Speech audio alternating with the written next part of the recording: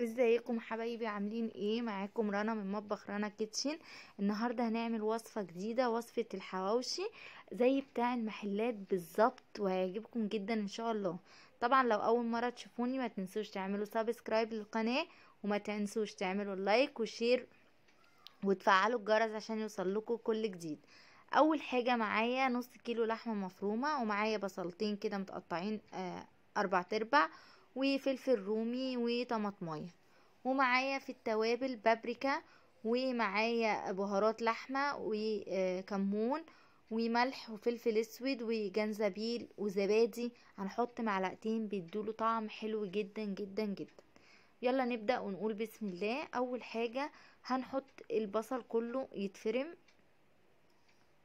زي ما انتم ما شايفين كده، وبعد ما هفرم البصل هفرم الفلفل والطماطم واحطهم على بعض.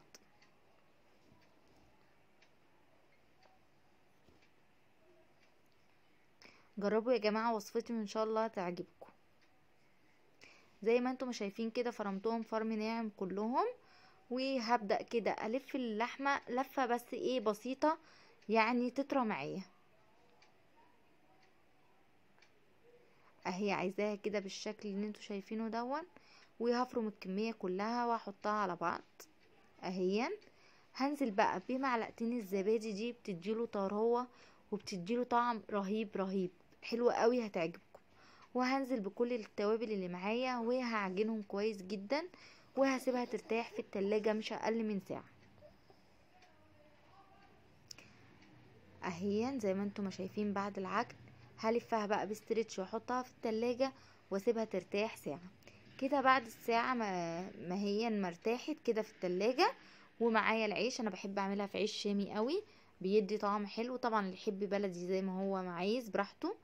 وهجيب معايا العيش كده وهفتحه آه وهحط فيه اللحمة المفرومة. انا مش بحب الرغيف مليان قوي. طبعا اللي تحب الرغيف مليان كل واحد وبراحته وبذوقه زي ما هو بيحب يعمل. هملة كده الرغيف وهضغط عليه من فوق، اتأكد ان كل اللحمة متوزعة كويس في العيش اهيا. هعمل بقى انا كل الكمية وهوريكم عملته ازاي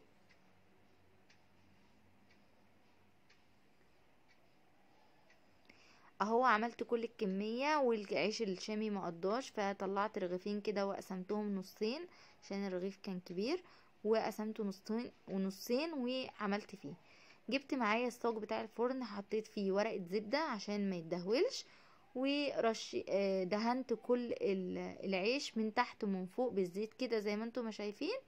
وكنت مولعة الفرن يسخن على درجة حرارة 200، بيقعد حوالي 10 دقايق اهو. بعد ما استوى حمرت معاه بطاطس ومخلل ومعاه سلطه طحينه تحفه زي ما انتم ما شايفين كده. شكله جميل جميل جميل وطعمه حلو قوي، والعجينه مستويه من جوه وبقى مقرمش وحلو. ممكن تعمليه على الطاسه من فوق كمان، مش لازم الفرن.